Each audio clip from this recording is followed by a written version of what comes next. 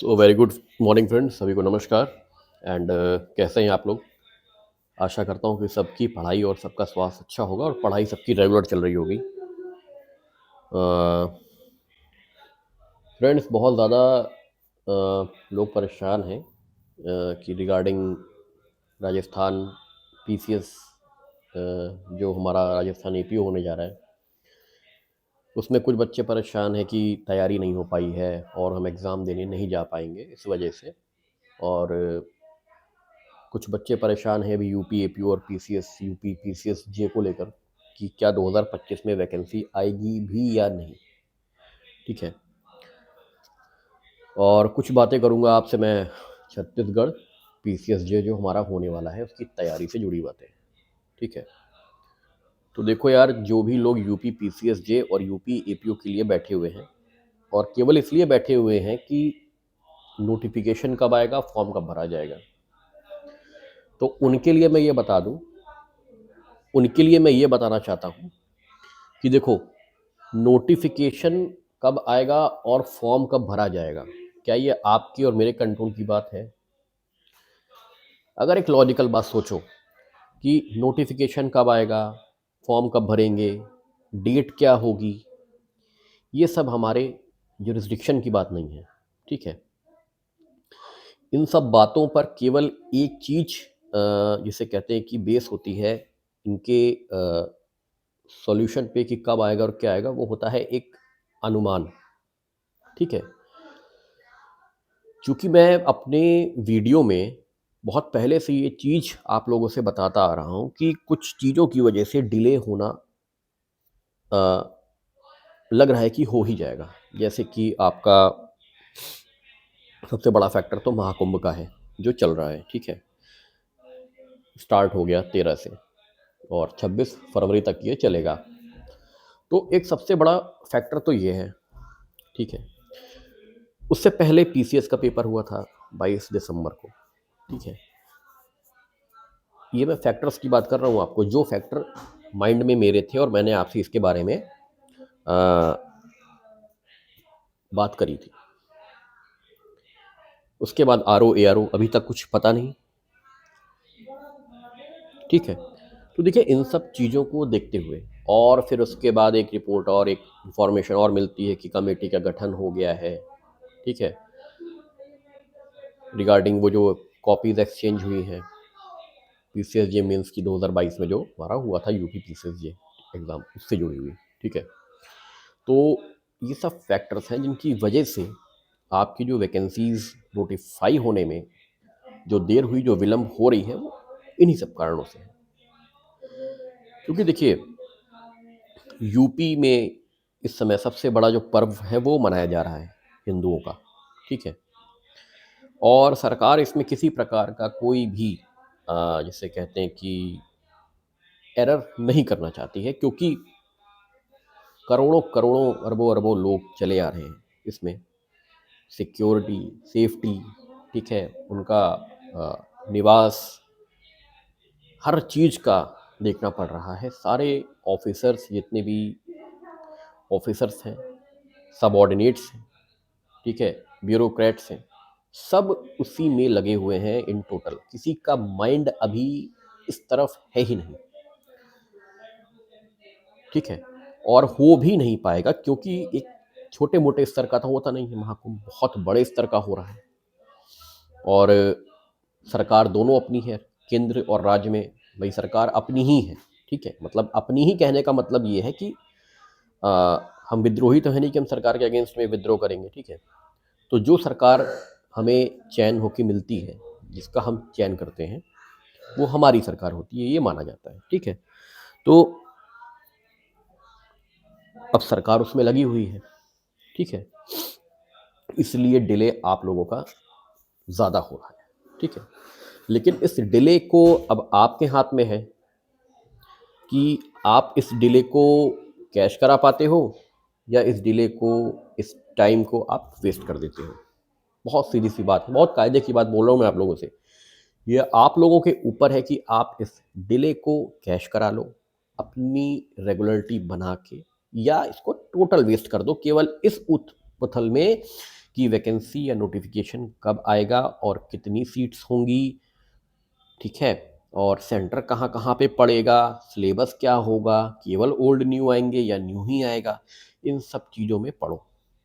इन सब चीज़ों में पढ़ना है तो फिर इसका कोई भी सॉल्यूशन मेरे पास तो है नहीं। अन्यथा जिनके पास हो, जिनको एनरोल्ड करा के पैसा कमाना है, उनके पास बहुत सारे ऑप्शन हैं। आप उनको कॉल करेंगे तो वो आपको एक नहीं 10 ऑप्शन बता देंगे कि हाँ वैकेंसी जो है आपकी कल ही आ रही है और एनरोल्ड करा लो, और क्या कहते हैं आप अभी से जो है हमारा सब कुछ ले लो। इससे कहते हैं कि टेस्ट सीरीज़ भी ज्वाइन कर लो हमारी, आप हमारे कोर्सेज भी ले लीजिए, ठीक है। ये सब भ्रम की स्थिति ना मैं नहीं बनाता हूँ अपने चैनल पे, ठीक है। जहाँ तक रही बात की आपका टेस्ट सीरीज से जुड़ना या ना जुड़ना, वो पूरा का पूरा आप पे निर्भर है, ठीक है। इच्छा हो जुड़िए, मत इच्छा हो मत जुड़िए, लेकिन एक काम ज़रूर करिएगा कि अपने घर में बैठ के पढ़िए ज़रूर। और देखिए बात क्या है कि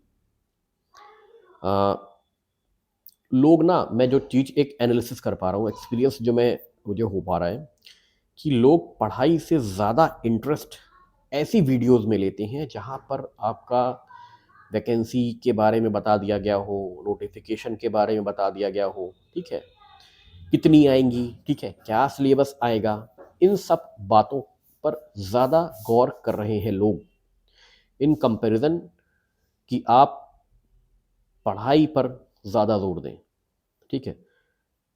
मैं ये देखता हूँ कि जैसे बहुत ज़्यादा जो जो एजुकेशनल वीडियोस हैं, जैसे कि रिगार्डिंग किसी भी सब्जेक्ट के, चाहे वो बीएनएस हो या अन्य सब्जेक्ट हो, अगर आप वीडियो उसके बारे में इंफॉर्मेशन देते हैं तो लोगों का इंटरेस्ट कम रहता है। लेकिन अभी ही आप जो है उठा के वैकेंसीज़ के बारे में, ठीक है, और ये सारे चैनल्स की मैं बात कर रहा हूँ, आप नोटिफिकेशन के बारे में, वैकेंसीज़ के बारे में या अन्य कैडर रिव्यू के बारे में, अन्य के बारे में आप डाल दो तो देखो लोगों का इंटरेस्ट कैसा जागृत होता है। जैसे मानो कि केवल नोटिफिकेशन आने से ही सिलेक्शन हो जाएगा और वैकेंसीज़ के जो कैलकुलेशन को समझ पाने से ही सिलेक्शन हो जाएगा, ठीक है। और इसमें वो अपना टाइम खूब वेस्ट करते हैं मन लगा के। लेकिन अगर आप उनको पढ़ाने की कोशिश करें, उन्हें समझाने की कोशिश करें, तो ना ही उनका कोई कमेंट्स आता है, ना ही उनका कोई इंटरेस्ट दिखता है, ठीक है। तो इससे कोई फ़ायदा होने वाला है नहीं। जिनको अपना समय इन चीज़ों में नष्ट करना है, अब भी करो, खूब करो। भाई आपका टाइम है, आपकी लाइफ है, you are very free to इधर इन्वेस्ट योर टाइम और waste your time in any of the activities as per your wish. करिए, वो आपका है अपना। मेरा तो एक अपना है कि मैं आप लोगों को थोड़ा सा ये बता दूं कि देखो भाई ऐसा है कि कोई बुढ़ा नहीं हुआ यहाँ पे, ठीक है, कोई 80 साल का नहीं है, सभी तैयारी के दौर में है, ठीक है। पढ़ने वाले भी तैयारी के दौर में है, पढ़ाने वाले भी कहीं ना कहीं तैयारी के दौर में है, ठीक है। तो केवल आपकी ही नैया नहीं डूब रही है कि आप इतना परेशान हैं, एज सबकी बढ़ रही है, लाइफ में एक एक दिन सबका एक साथ कम हो रहा है, ठीक है। तो इतना परेशान मत हो जाइए कि एकदम ही डिप्रेशन में चले जाएं और उल्टा सुल्टा बोलना शुरू कर दें। उससे क्या होगा जरा मुझे बताओ? कुछ हो जाएगा उससे? कुछ नहीं होगा। मैंने कई बार आप लोगों से बताया है कि आप लोग सिलसिलेवार तरीके से अपनी तैयारी को आगे बढ़ाएं। अभी मैंने कुछ दिन पहले ही बोला था कि छत्तीसगढ़ जुडिशरी का फॉर्म निकला है और आप इसको भर दें, जिसकी इच्छा हो वो इसको भर दे। क्यों भर दे, इसके पीछे रीज़न बताया था कि भर ही क्यों दे। भाई इसलिए भर दे क्योंकि देखो भाई वहाँ पे क्या है कि कुछ मैक्सिमम जो सब्जेक्ट्स हैं आपके, वो हिट कर रहे हैं आपके स्टेट के सब्जेक्ट से। टीपीए, कॉन्ट्रैक्ट, सारे न्यू लॉज, कॉन्स्टिट्यूशन, ठीक है, और आपके लिमिटेशन, स्पेसिफिक रिलीफ, ये सब जितने भी हैं आपके, सब जो है आपके यूपी पीसीएसजी में आने वाले टॉपिक हैं। तो अगर हम यही मान के तैयारी करें, मेरी बात को समझिए, अगर हम यही मान के तैयारी करें कि हम यूपी की तैयारी कर रहे हैं, तो आप ये बताइए, अगर आप अपनी तैयारी ये मान के करेंगे कि हम यूपी की तैयारी कर रहे हैं और पूरी लगन से हमें ये तैयारी करके हमें वहाँ पे अटेम्प्ट देना है, तो क्या आपका शरीर 1 इंच कम हो जाएगा, आपकी हाइट कम हो जाएगी, आपका वेट कम हो जाएगा, या आपका आधा दिमाग खत्म हो जाएगा? इन चीज़ों में क्या दिक्कत हो जाएगी आपको? अगर आप खुदा ना खास्ता ईश्वर की कृपा से, प्रभु भगवान श्री राम की कृपा से, बजरंग बली महाराज की कृपा से कल को आप सेलेक्ट हो जाते हैं छत्तीसगढ़ जुडिशरी में, तो क्या अपने आप को आप जज नहीं एक्सेप्ट कर पाएंगे? या वहाँ के जज की पावर कम होती है, या वहाँ के जज को हम जज नहीं कहेंगे, क्या कहेंगे बताइए? तो अब भी फॉर्म ओपन है, ठीक है? 24 जनवरी तक फॉर्म ओपन है, जिसकी इच्छा हो भर दीजिए, जिसकी इच्छा हो मत भरिए। मेरा तो कुछ जा नहीं रहा है, जिसकी इच्छा हो भरिए, जिसकी इच्छा हो मत भरिए। लेकिन एक इसलिए मैंने ये बात करी थी, आप टेस्ट सीरीज से जुड़े हैं, मेरी से जुड़े हैं, किसी अन्य व्यक्ति की जुड़े हैं, ठीक है, बहुत अच्छी बात है। टेस्ट सीरीज घर में बैठ के हम सॉल्व करते हैं, ये हमारी रेगुलरिटी बढ़ाता है, एक छोटा सा बर्डन हमारे माइंड पे देता है कि हमें इस टॉपिक पर पेपर कल देना है, तो हम पढ़ें, तो आपके पेजेस टर्न आउट होते हैं, पलटते हैं, ठीक है। लेकिन जब हम एग्जाम रूम में बैठ के पेपर देते हैं ना, तो वो अलग ही लेवल का एक रहता है प्रेशर। तो उस लेवल का प्रेशर अगर आपको लेना है, तो आपको अभी से उससे ज़्यादा प्रेशर लेके घर में पढ़ाई करनी होगी। तो एग्ज़ाम का एक यही रहता है कि एग्ज़ाम में आपको परफॉर्म करना है, तो आपको वहाँ पे रिजल्ट आएगा, घर वाले आपसे पूछेंगे क्या हुआ रिजल्ट का, ठीक है। तो इस हिसाब से हम पढ़ाई और बेहतर करते हैं, ठीक है। इससे हमारा पेस बढ़ता है, हमारा जो है एक बर्डन थोड़ा सा माइंड में और बढ़ता है कि हमें पढ़ाई करनी है। और जब हमें ऐसा पेपर देना हो जिससे हमारा यूपी भी कवर हो रहा है, तो एक पंथ दो काज हो रहे हैं, तो हम अपना कीमती समय बैठ के केवल क्यों वेस्ट करें? और इस डर से अगर आप पेपर नहीं दे रहे हैं, आप फेल हो जाएंगे, ठीक है, आपका नाम लिस्ट में नहीं होगा, सॉरी, पीडीएफ में नहीं आएगा। तो ये बताइए, अभी तक जितने एग्ज़ाम आप लोगों ने दिए हैं, आपके सारे में पीडीएफ में नाम आ गया है? सब में पीडीएफ में आपके रोल नंबर शो हो गए? नहीं हुए तो फिर क्या हुआ आपकी लाइफ में? एंड हो गई। खाना पीना छोड़ दिया, सोना छोड़ दिया, कपड़े खरीदने छोड़ दिए, पहनने बंद कर दिए, क्या हो गया आपके साथ? कुछ हुआ? यार ये कंपटीशन है, क्लास 8th का पेपर नहीं है, या बीकॉम, एलएलबी या बीटेक या एमबीए नहीं है कि 2 साल, 3 साल, 4 साल में क्लियर ही हो जाएगा, ठीक है। यहाँ लोग 38-38 साल में रिजर्वेशन लेकर, मतलब एज रिजर्वेशन लेकर जज बने हैं, ठीक है। मेरे कई परिचित में हैं जो क्या कहते हैं, ये डीजे बने हैं, 35 साल के ऊपर मेहनत करी है, ये डीजे बने हैं। आप लोगों की 29 साल, 30 साल में ही हवा खराब हो गई सबकी। तो इन सब चीज़ों को छोड़ दीजिए और ज़्यादा भटकना और परेशान होना छोड़ दीजिए। अब बात कर लेता हूँ थोड़ा सा कि टॉपिक जैसे आप पढ़ रहे हैं उसको कैसे पढ़ें। फॉर द स्पेसिफिक मैं सीजीपीएससी की बात कर रहा हूँ, छत्तीसगढ़ पब्लिक सर्विस कमीशन की बात कर रहा हूँ मैं, क्योंकि अभी बहरहाल वो हमारे सामने है। राजस्थान एपी की तैयारी अब जिसकी होनी थी होगी, उस पर कोई चर्चा नहीं होगी, क्योंकि मैंने बता दिया था इस पर क्या करना है क्या नहीं, बार बार चर्चा करना ठीक नहीं। छत्तीसगढ़ में अभी समय है, तो समय को कैसे हम यूटिलाइज कर सकते हैं, मैं इस पर बात कर लेता हूँ। सबसे पहली चीज़, जो लोग ये सपना सजा के रखे हैं कि केवल हम एमसीक्यू लगा के चले जाएंगे प्रीवियस ईयर के छत्तीसगढ़ के 10 साल 12 साल के और हमारा पेपर निकल जाएगा, तो वो सपना इस बार टूट जाएगा, उसका कोई फ़ायदा नहीं है। इस सपने को बिल्कुल मत सजाइए कि आप केवल एमसीक्यू लगा के चले जाएंगे प्रीवियस ईयर के और आपका पेपर निकल जाएगा, कतई नहीं निकलेगा। मैं भी लिख दूं पेपर पे, कतई ही नहीं निकलेगा, ठीक है। आपके टोटल 15 सब्जेक्ट हैं, 16, जिसमें से कि एक आप जीके का छोड़ दो।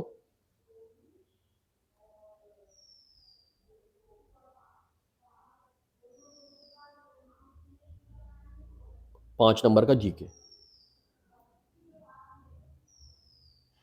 ठीक है।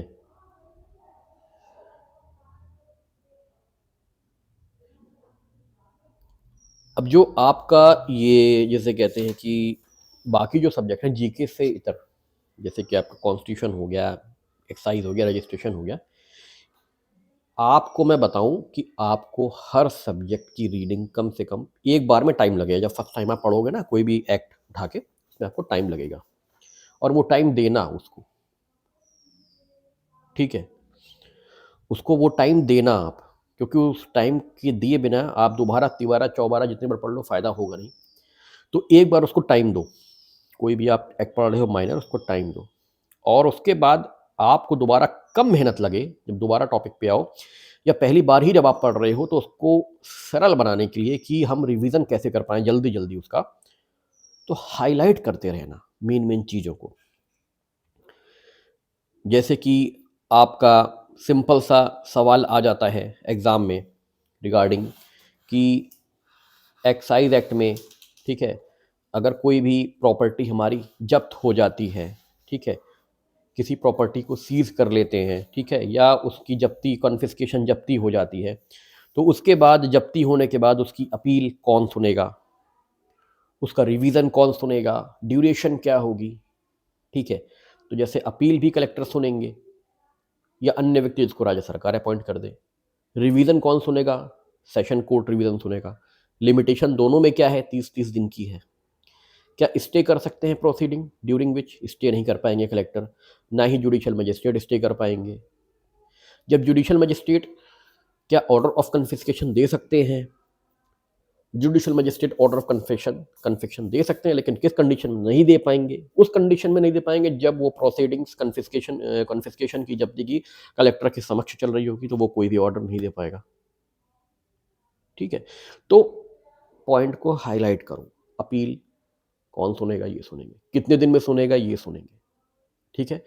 Limitation 30 days, authority judicial magistrates, ठीक है, स्टे दे सकते हैं, नो स्टे ड्यूरिंग पेंडेंसी। इस तरीके से चीज़ों को अगर आप हाईलाइट करके चलोगे तो आप जब पेज पलटोगे ना तो आपको कथा नहीं, केवल वो हाईलाइट शब्द पढ़ने हैं और आगे बढ़ना है बस। और प्री के लिए इतना ही आवश्यक है, और ये सब पे लागू है, चाहे वो BNS, BSA, BNSS, limitation, excise, registration, land revenue, rent control act, जो भी हो सब पे। तो आज की चर्चा यहीं तक रही कि आप अपनी समय को नष्ट ना करें, फालतू व्यर्थ ना करें, ठीक है, और कृपया करके चीज़ों पर फोकस करिए, पढ़ाई पर फोकस करिए, ज़्यादा इन चीज़ों पर अपना भटकाव मत रखिए, और आपके परेशान होने से वैकेंसी जल्दी नहीं आएगी। समय जो है निश्चित होता है, उसी पे हर चीज़ होती है। जैसे मैं फिर बता दे रहा हूँ कि मार्च तक आपका ईपीओ और जून से पहले आपका जे नहीं आना, तो इससे ज़्यादा परेशान मत हो भाई, मेरा तो यही कहना है। बाकी आप लोगों की इच्छा, आप परेशान हो सकते हैं, ये आपकी विश है, ठीक है। तैयारी को अपनी मजबूत करिए और करंट अफेयर जीएस को साथ में लगाए रहिए, एमसीक्यू ढेर सारे लगाइए, बाकी सब प्रभु पे छोड़िए, वो देख लेंगे, ठीक है, जो भी आपके लिए बेहतर होगा। तो आज के लिए इतनी ही बात। जो भी कमेंट्स में आपको पूछना है पूछ सकते हैं, बात अच्छी लगी हो लाइक सब्सक्राइब शेयर कर सकते हैं, और बाकी जो आपकी क्वेरी हो आप वो भी पूछ सकते हैं। टेस्ट सीरीज ज्वाइन करना हो उसके बारे में आप पूछ सकते हैं। मेरा नंबर 7505757170 है, ठीक है। और वीडियोस भी कोशिश करूंगा, इस बीच किसी कारण से जो है वो रेगुलरिटी नहीं हो पा रही है, ठीक है, बहुत सारे इश्यूज होते हैं लाइफ में, तो लाऊंगा आप लोगों के सामने वीडियोस जल्दी ही। अब चूंकि सामने है छत्तीसगढ़ बच्चों के, तो उसी से जुड़े वीडियोस पहले आएंगे, चाहे वो मेजर इशू एक्ट्स के हों या माइनर के, उसके ही लाऊंगा, ठीक है। तो मिलते हैं बहुत जल्दी आप लोगों से फिर दोबारा अपने चैनल जुडिशियल एस्पिरेंट में। सभी को मेरा बहुत बहुत धन्यवाद, आप लोगों ने मुझे सुना, सभी को इसके लिए मैं बहुत बहुत धन्यवाद प्रेषित करता हूँ। नमस्कार।